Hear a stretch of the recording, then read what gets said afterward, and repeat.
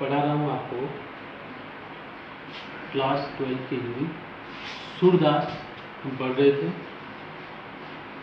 और ये आपके लिए क्लास है ऑनलाइन क्लासेस गीता आनंद ग्रामीण विकास शिक्षा संस्थान की तरफ से। देखिए, आपको निरंतर जो क्लास पढ़ाई जा रही है, रेगुलर जो क्लास पढ़ाई जा रही है, उसके बारे में आप ध्यान रखें। चैनल को बार बार देखें, व्याख्या को पढ़ें, व्याख्या को समझें, अपने नोटबुक में उतारें। जब भी विद्यालय खुलेगा, जब भी स्कूल खुलेगा, तब आपको वो सारा कार्य जो किया ऑनलाइन करवाया गया है वो सब चेक किया जाएगा। तो आपको निरंतर कार्य करना है। एक दिन का अलग अलग विषय के जितने भी कार्य आपको दिए जाते हैं वो सारे करने हैं, ठीक है। चलिए, 12th क्लास के लिए ये पद है, हम पढ़ने जा रहे हैं। जो पद है 5वां।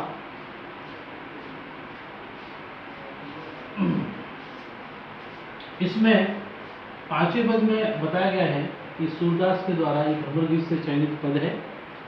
प्रसंग में आपको बताने की आवश्यकता नहीं है। इसमें उद्धव जी और गोपियों के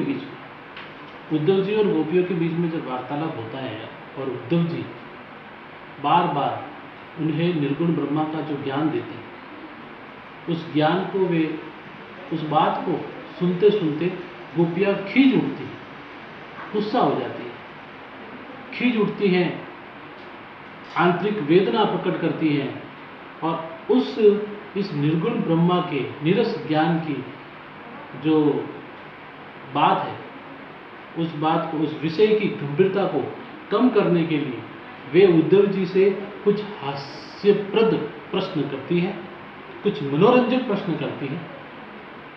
तो वो व्याख्या इसमें दी गई है सूरदास जी के द्वारा। तो देखते हैं, गोपियाँ कहती हैं उद्धव जी से, निर्गुण कौन देश को वासी, मधुकर हंसी समझाए, सौदी बूझती साँच न हासी, को है जनक जननी को कहियत, कौन नारी को दासी, कैसो बरन भेष है कैसो, के ही रस में अभिलाषी, पावे गो पुनि कियो आपनो, जोरे कहे गो गासी, सुनत मौन हवे रहे ठग्यो सो, सूर सबे मत नासी। जब विषय की गंभीरता को कम करने के लिए गोपियाँ उद्धव जी से वार्तालाप करते हुए कुछ मनोरंजक प्रश्न करती हैं और कहती हैं उद्धव जी कि हे उद्धव जी, आप हमें बार बार निर्गुण ब्रह्मा का जो ज्ञान दे रहे हैं, उसमें आप हमें बताइए कि इस निर्गुण ब्रह्मा, ये निर्गुण ब्रह्मा है कौन? निर्गुण ब्रह्मा, यहाँ पर निर्गुण का अर्थ है ब्रह्मा, आप लिखोगे। निर्गुण का अर्थ है ब्रह्मा, निर्गुण ब्रह्मा, निर्गुण ब्रह्मा, निर्गुण ब्रह्मा या निर्गुण। अब कह रहे कि हे उद्धव जी, ये निर्गुण ब्रह्मा कौन है? आप जरा हमें बताइए, ये है कौन? कौन देश को वासी, अर्थात ये कौन सा, वासी यानी निवासी आप कह सकते हो, निवासी कह सकते हो, रहने वाला कह सकते हो, ठीक है। आप ये बताइए, देश यानी देश, कौन से देश, कौन से स्थान, आप ये बताइए उद्धव जी कि जो निर्गुण ब्रह्मा है ये कौन है और कौन से देश का वासी है, कौन से देश पे रहता है, कौन से स्थान पर रहता है, उसका निवास कहाँ है? ऐसा वे प्रश्न करती हैं और कहती हैं कि मधुकर यहाँ पर कहा गया है उद्धव जी को मधुकर कहा गया है कि हे मधुकर, हंसी समझाए सौदी बूझती साँच न हासी। हे मधुकर, हंसी, इसे हंसी में न डालिए, हंसी मत समझिए, इसे हंसी मजाक न समझिए। जो हम आपसे प्रश्न कर रही हैं उसे हंसी मजाक न समझिए। सोह दे पूछती, सोह यानी सौगंध, आपको सौगंध देकर पूछती हैं, हमारी कसम देकर पूछती हैं, हमारी सौगंध देकर, हमें कसम देकर पूछती हैं। जो पूछती यानी पूछना, जो पूछ रही है, साच सच बताइए न हासी, इसे हंसी में न टालिए, सच सच हमें बताइएगा, सच सच हमसे इसके बारे में बताइएगा, ये कौन से देश के वासी हैं, निर्गुण ब्रह्मा है कौन, कहाँ रहने वाले हैं। ये हमें जो आप पूछ रही है गंभीरता से आप मेरे प्रश्नों का उत्तर दीजिए। हम सौगंध, हमारी सौगंध देकर आपको पूछती है। आप मधुकर यानी हे बुद्धदेव जी, इसे हंसी में समझे, हंसी मजाक मत समझिए। हम जो पूछ रहे हैं उसका उत्तर आप हंसी में निकालिए और वास्तविक रूप से सच बताइए हमें कि ये कौन है। अगली पंक्ति में चलते हैं। को है जनक जननी को कहिए, कौन नारी को दासी। हे उद्धव जी, जरा ये बताइए कि जो आप निर्गुण ब्रह्मा हमें बार बार ज्ञान दे रहे थे, निर्गुण ब्रह्मा को है जनक, को है यानी कौन है, कौन है जनक, जनक यानी पिता, पिता जनक यानी पिता। आप बताइए कि इसके पिता कौन है। जननी को कहिए, इसकी जननी किसको कहा जाता है, इसकी माता कौन है, किसे इसकी माता कहा गया है। कौन नारी, आप बताइए जरा उद्धव जी कि इसकी पत्नी, निर्गुण ब्रह्मा की पत्नी कौन है, और कौन दासी, और कौन इसकी सेविका है, कौन इसकी सेविका है, कौन इसकी दासी है जो निरंतर सेवा करती रहती है। आप हमें जरा बताइए। और क्या है आगे उद्धव जी को, कैसो वर्ण भेष है कैसो, के ही रस में अभिलाषी। हे उद्धव जी, आप हमें बताइए। आगे प्रश्न करती हुई पुनः उद्धव जी से निर्गुण ब्रह्मा के बारे में प्रश्न कर रही है कि कैसो वर्ण, उसका वर्ण यानी रंग कैसा है, वर्ण यानी उसका रंग कैसा है, भेष है कैसा, उसका वेश कैसा है, वेश कैसा धारण कर रखा है, ये बताइए हमें। के ही रस में अभिलाषी, और उन्हें कौन सा रस अच्छा लगता है, अर्थात उसका रंग, रूप, स्वभाव, वेश और उसका रस यानी कौन से कार्य में उनको रुचि है, ये हमें बताइए। हम अभिलाषी हैं, वह जानने के लिए हमारी अभिलाषा बढ़ती जा रही है, हम ये जानना चाहती है, हम अभिलाषी हैं, हम जानना चाहती हैं, ऐसा वे उद्धव जी से कहती है। हे उद्धव जी, पावे गो पुनि की आपनो जोरे कहे गो गासी। इस पंक्ति में उद्धव जी को चेतावनी देते हुए भी कह रही है, हे उद्धव जी, पावे गो पुनि की आपनो। हे उद्धव जी, यदि आप हमें व्यर्थ की झूठी बातें यदि बताते हैं, उसके बारे में झूठ कहते हैं और धूर्त बातें करते हैं, अर्थात तो आप अपने ही द्वारा किया हुआ पाप का प्रायश्चित आपको करना होगा, आप ही सजा स्वतः भुगतेंगे, ऐसा वे संकेत कहती है। पावे गो पुनि कियो, पुनः यानी वापस पुनि कियो आप, अपने द्वारा किए गए कर्मों का फल आपको अवश्य मिलेगा।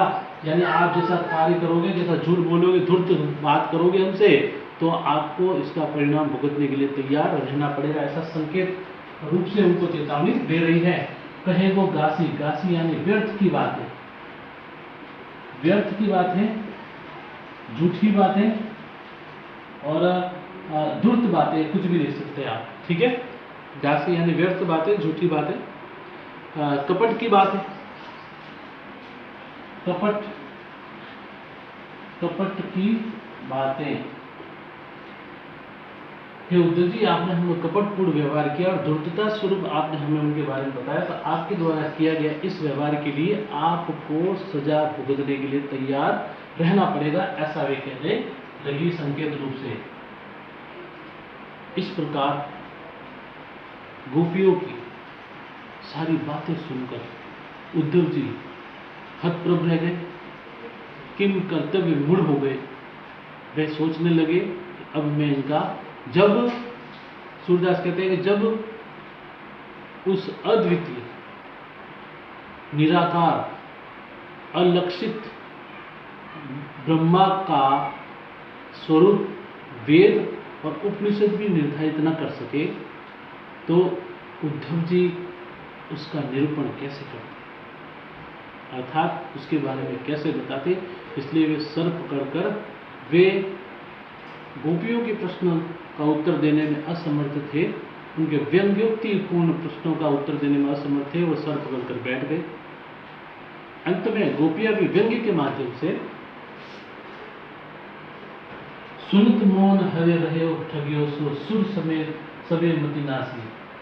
सूरदास जी कहते हैं कि उसके बाद सारे इनके व्यंग्योक्तिपूर्ण प्रश्नों का जवाब मैं नहीं दे पाई, क्योंकि जब वेद और उपनिषद भी उस निराकार अद्वितीय व अलक्षित ब्रह्मा का स्वरूप निर्धारण न कर सके तो सूरदास कैसे करते, तो उद्धव जी कैसे करते। सुनत मौन हवे रहे ठगियो सो, ठगे से रह गए हतप्रभ रह गए, हतप्रभ रह गए ठगे से रह गए, सो किम कर्तव्य मूढ़ हो गए, सो सुर समय मतिनासी। सुर ने अपनी बुद्धि को नष्ट कर, उनकी बुद्धि समाप्त हो गई है सोचने पर कि अब मैं इनके प्रश्न का उत्तर कैसे दूं। मति यानी बुद्धि, मतिनासी उनकी बुद्धि भ्रष्ट हो गई थी, बुद्धि नष्ट हो गई थी, अर्थात वे सोचने के लिए योग्य नहीं थे, सक्षम नहीं थे, क्योंकि उस निर्गुण ब्रह्मा का निराकार ब्रह्मा के स्वरूप के बारे में कैसे बताते। उसके बाद भी गोपियां उनको व्यंग्योक्तिपूर्ण कह रही हैं कि हमारे सगुण ईश्वर अर्थात कृष्ण का माता है, उनके पिता है, जिसके उपासक उनके रंग रूप वर्ण और इत्यादि के बारे में हम सब जानते हैं, और उसके विपरीत आपके निर्गुण ब्रह्मा जो निराकार ईश्वर अपने भक्तों के लिए अज्ञात से है। तो बताइए आप हमें निर्गुण ब्रह्मा का ज्ञान क्यों देना चाहते हैं। इस व्यंग्योक्ति से उनके तथ्यों को उन्होंने काटा है, साथ ही उद्धव जी को ये सोचने पर मजबूर कर दिया कि उनके निर्गुण ब्रह्मा उनके लिए योग्य नहीं है। ऐसा वे तथ्यों के माध्यम से गोपियां अपने भाव प्रकट कर रहे थे। तो ये था निर्गुण ब्रह्मा कौन देश के वासी, यानी 5वां पद। ठीक है, इसकी व्याख्या हो गई। भाषा, इसमें आप विशेष में लिखोगे कि व्यंग्योक्ति के माध्यम से गोपियों ने निर्गुण ब्रह्मा पर कटाक्ष किया है, साथ ही भाषा ब्रज है और शैली व्यंग्यपूर्ण है। ठीक है, इसके अलावा जैसे हंसी समझाए साह में बूझती, जहाँ जहाँ वर्ण की आवृत्ति हुई है वहाँ आपको छांट कर लिखना है अनुप्रास अलंकार। उसके बाद पद में स्वाभाविक मधुरता और गहता है, यानी इसको गाया भी जा सकता है। ठीक है, तो इस प्रकार ये पद संख्या 5 था। पद 1 बचा है आपके सूरदास कंप्लीट होने में, पद संख्या 6, बिन गोपाल बैरिन भई कुंजे। तो इसको भी हम बैक टू बैक वीडियो में आपको अवेलेबल करवा देंगे। ठीक है, तो ये थी हमारी ऑनलाइन क्लासेस। जब आप क्लास चल रही हो तो आप विशेषकर ध्यान दें। आप सोच रहे हैं कि ऑनलाइन क्लास के अंदर हम जैसे लाइव क्लास शुरू कर दें यूट्यूब पर, तो आपको समय बता दिया जाए तो लाइव में आपको अपलोड भी करना पड़ेगा और सीधा ही पढ़ा लेंगे, लेकिन लाइव पर जुड़ने के लिए भी समय चाहिए, तो उसमें भी वो थोड़ा देखना पड़ेगा। इसके अलावा अब जैसे इसमें पहला आपके हो गया, उसके बाद ये दूसरा अध्याय। ठीक है, संतवाणी कबीर तुलसी कृपाराम क्रिया, उसके बाद भब्बर गीत, जो अब एक पद बचा है पूर्ण हो जाएगा। तो काव्यखंड में टोटल 9 चैप्टर हैं, 2 चैप्टर पूर्ण हो जाएंगे। ठीक है, उसके बाद गद्य खंड प्रारंभ करेंगे, या फिर हम अभी बेसिकली व्याकरण देख लेंगे, जो आपके पाठ्यक्रम में सम्मिलित है व्याकरण, उसको हम देख लेंगे। ठीक है, भाषा है, पद परिचय, शब्द शक्ति, अलंकार है, तो ये हम देख लेंगे। ठीक है, धन्यवाद, खुश रहें।